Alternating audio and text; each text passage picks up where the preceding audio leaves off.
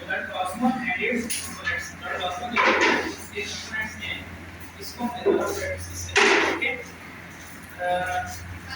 हमने जैसे पहले डिस्कस किया था हमारे पास ब्लड प्लाज्मा क्या होता है, कल क्या पढ़ा था, ये बताया था हमने आपको कि प्लाज्मा बेसिकली फ्लूइड होते हैं, ठीक है, और ये ब्लड कंपोजिशन क्या होती है, तीन चीजें होती हैं, प्लाज्मा, प्रोटीन्स और अदर वेस्ट अदर मटेरियल्स, ठीक है, जिसमें आज हमने एक स्टडी करना है जिसमें हमारे पास क्या है ब्लड प्लाज्मा, और ये हमारे ब्लड के कितने परसेंट होते हैं, ऑलमोस्ट 55% नहीं होते हैं, ठीक है। तो हम कुछ बातें ब्लड प्लाज्मा की करेंगे। सबसे पहले हम इसे डिफाइन करेंगे, ये होता है लिक्विड पोर्शन।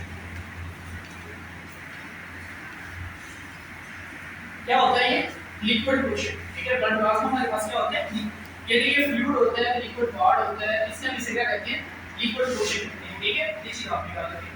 अच्छा, उसके बाद बेटा हमने ये डिस्कस किया था कि ये जो ब्लड है हमारे पास ब्लड प्लाज्मा है, एक तो ये लिक्विड पार्ट है, दूसरी बात ये कितने परसेंट था, 55% था, कितने परसेंट था, 55% था, और फिर हमने 55% को कैटेगराइज किया था। हमने इसको कैटेगराइज किया था कि इसमें हमारे पास तीन चीजें होती हैं, ठीक है, एक इसमें आता है बेटा वाटर, दूसरा इसमें आती है प्रोटीन्स, और तीसरी चीज इसमें हमारे पास क्या आती थी, अदर मटेरियल्स आते थे।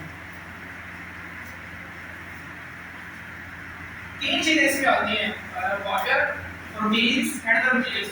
वाटर इसमें हमारे पास कितने परसेंट था, वाटर ऑलमोस्ट बेटा रहता है ये 90% इसमें वाटर था, प्रोटीन्स इसमें 7 to 8% प्रोटीन्स थी, और अदर मटेरियल्स ऑलमोस्ट जो है हमारे पास 1 to 2% जो है हमारे पास क्या होते हैं, अदर मटेरियल्स, ठीक है। ये हमारे पास प्रीवियस चीजें हैं, ठीक है। अब इसके बाद क्या करना है, इन चीजों को वन बाय वन डिस्क्राइब करना है। सबसे पहले हमारे बुक के अंदर डिस्क्राइब किया हुआ है वो बताया हुआ प्रोटीन्स, इसको डिस्क्राइब किया हुआ है प्रोटीन्स।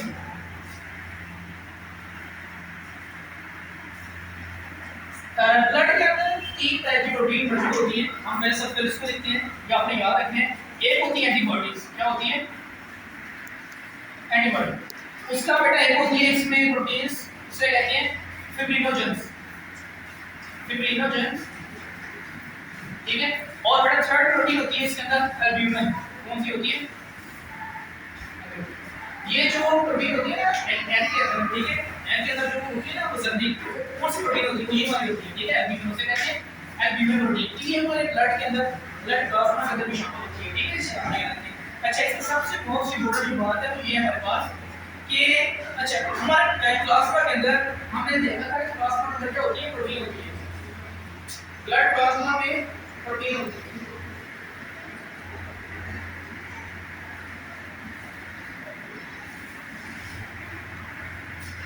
लेकिन वो कहते हैं हम क्या करें, इस प्लाज्मा के अंदर से प्रोटीन को रिमूव करवा दें, क्या करवा दें, रिमूव प्रोटीन। अब ना हमारे ब्लड के अंदर क्या होती है, प्रोटीन्स होती है, अगर हम प्रोटीन्स को ब्लड में से निकाल दें, सारी निकाल दें, क्या बचेगा, वो कहते हैं पीछे कंपोनेंट हम निकाल देते हैं, उसका नाम है सीरम, क्या कहते हैं उसे, सीरम।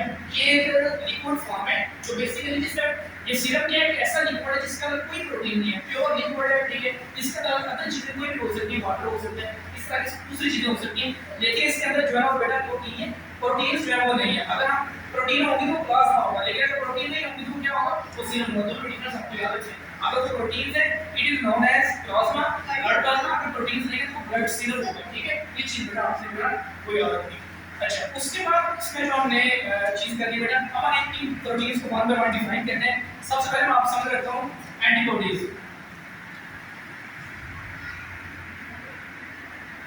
एंटीबॉडीज क्या होती है, मैंने पढ़ी है एंटीबॉडीज क्या होती है, एंटीबॉडीज होती है जो क्या करती है, जो अगेंस्ट हमारे जर्म्स के खिलाफ अटैक करती है, क्या करती है, डिफेंड करती है हमारी बॉडी को, डिफेंड बॉडी अगेंस्ट जर्म्स।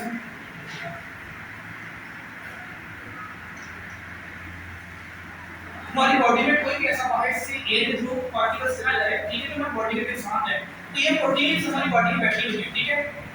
जब किसी भी जर्म्स ने किसी बैक्टीरिया वगैरह ने वो आके अंदर से बॉडी में जाने हैं इन्फेक्शन के लिए, ये प्रोटीन बड़ी हुई है, ये क्या करेंगे, ये इसको यूटिलाइज करेगी और उसके खिलाफ अटैक करेगी, उसको किल कर देगी, उसको मार देगी। तो ये ऐसी प्रोटीन है बेटा हमारे बॉडी के अंदर रखी हुई है, अलग अलग है कि जो बाहर से कोई भी फॉरेन पार्टिकल जो हमारी बॉडी को नुकसान पहुंचाएगा, अगर हमारी बॉडी के अंदर आ रहा है तो ये उसको क्या कर देगी, ये उसको खत्म कर देगी। तो एंटीबॉडीज होती है किलिंग प्रोटीन, ठीक है, ये हमारी बॉडी को डिफेंड करती है अगेंस्ट जर्म्स।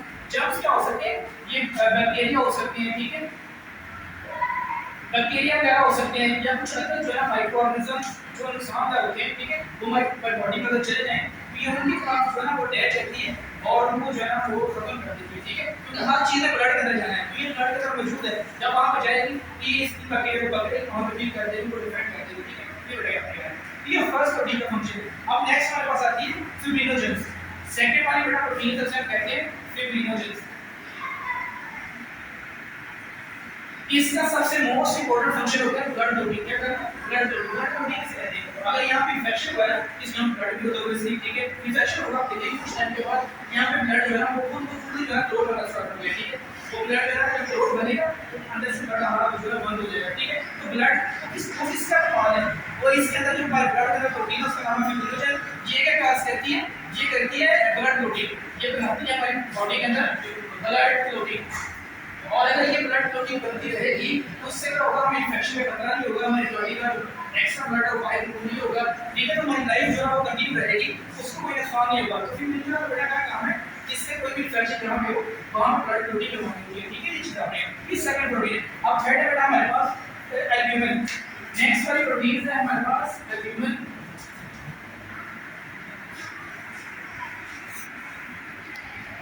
एल्ब्यूमिन किसे कहते हैं, एल्ब्यूमिन जो होती है इसका मैंने जैसे आपको बताया, इसका फंक्शन होता है ऑस्मोटिक प्रेशर ऑफ ब्लड को मेंटेन करना। इसको मेंटेन करना ऑस्मोटिक प्रेशर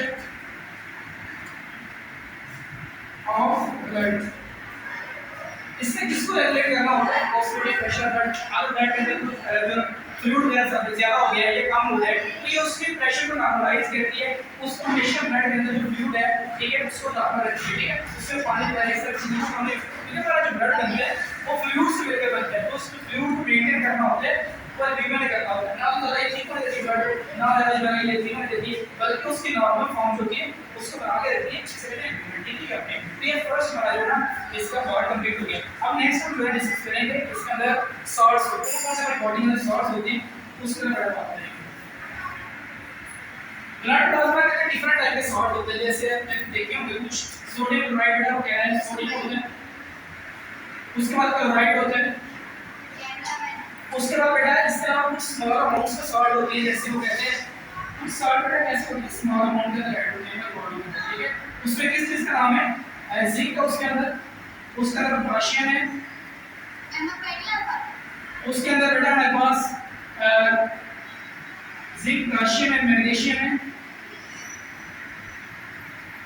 तो ये जो सॉल्ट है ये हमारे ब्लड के अंदर मौजूद है, ठीक है, और ये सॉल्ट क्या करते हैं, ये हमारी बॉडी के जो ब्लड होते हैं उसके ऑस्मोटिक प्रेशर को मेंटेन करते हैं, ठीक है, सॉल्ट भी जरूरी है और पानी भी जरूरी है, ये दोनों मिलकर जो है हमारी बॉडी को रेगुलेट करते हैं, ठीक है, ये चीज आपने याद रखनी। तो कौन कौन सॉल्ट होते हैं, ज्यादा अमाउंट में सोडियम होता है, क्लोराइड होता है, कम अमाउंट के अंदर जो जिंक होते हैं, कैल्शियम होता है, उसके अलावा कौन सा होता है, मैग्नीशियम, ठीक है, ये हमारे पास सॉल्ट है। अब अदर मटेरियल्स हम वेस्ट मटेरियल की बात करेंगे, ठीक है, इसके बाद हमारे पास कौन सी चीजें वेस्ट मटेरियल कौन कौन सी होती हैं उसकी बात करेंगे।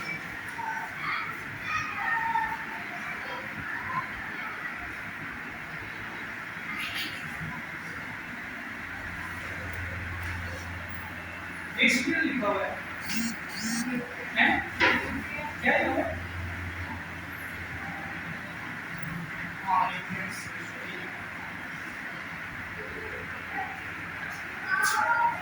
वेस्ट मटेरियल, उसके अलावा न्यूट्रिएंट्स और उसके अलावा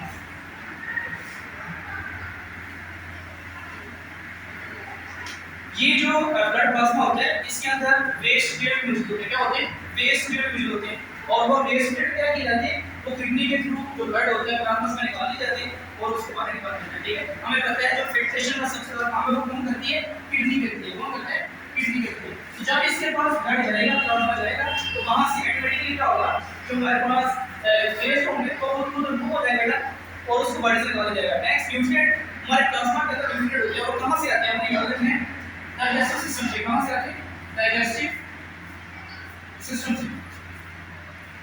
डाइजेस्टिव सिस्टम कौन होता है, स्टोमक, ठीक है, ये सबसे मेन है।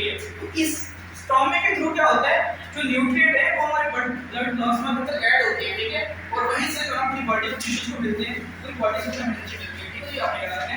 उसके बाद हार्मोन्स, हमारे ब्लड के अंदर हार्मोन्स भी होते हैं, ठीक है, और हमें अंदर केमिकल्स फॉर्म होते हैं, ठीक है, और हार्मोन्स जो है ना, इनका पाथवे क्या है, इनका पाथवे भी ब्लड प्लाज्मा है, क्या पाथवे है, ब्लड प्लाज्मा। इन्हें जहां भी मूव करना है तो किसके थ्रू मूव करना है, ब्लड प्लाज्मा, तो जो हमें बॉडी में रिसर्च बराबर ऐसी चीजें करी, ये कैसे मूव करेंगे, ब्लड प्लाज्मा थ्रू मूव करेंगे। डिफरेंट टाइप के हार्मोन है बेटा, अब जैसे इसमें लिखा हुआ है एंडोक्राइन ग्लैंड, कौन से gland, endocrine gland.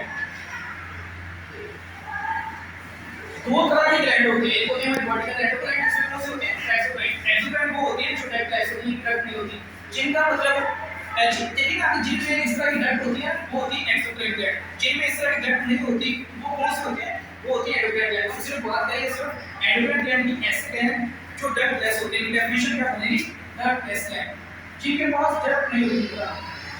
Drug less gland को क्या कहलाते हैं हमारे पास, एंडोक्राइन ग्लैंड। और ये सिंपल क्या कहेंगे कि हाँ हार्मोन प्रोड्यूस करती है, जब बॉडी में जरूरत होती है वो ब्लड के अंदर इनर होते हैं और ब्लड से मूव करके कहाँ चला जाता है, जहाँ पे टॉयलेट टिश्यू वहाँ पहुँच अपना काम कर जाएगा। दिस इज नोन एज बेटा, ये सारी चीजें ब्लड प्लाज्मा के हिस्से वहाँ मौजूद होती हैं। एक इनका सोर्स का अपने याद है कहाँ से काम करते हैं। लास्ट में बेटा एक बात है, रिस्पिरेटरी पाथवे क्या होते हैं, इसको डिस्कस करके खत्म करेंगे। Respiratory gases,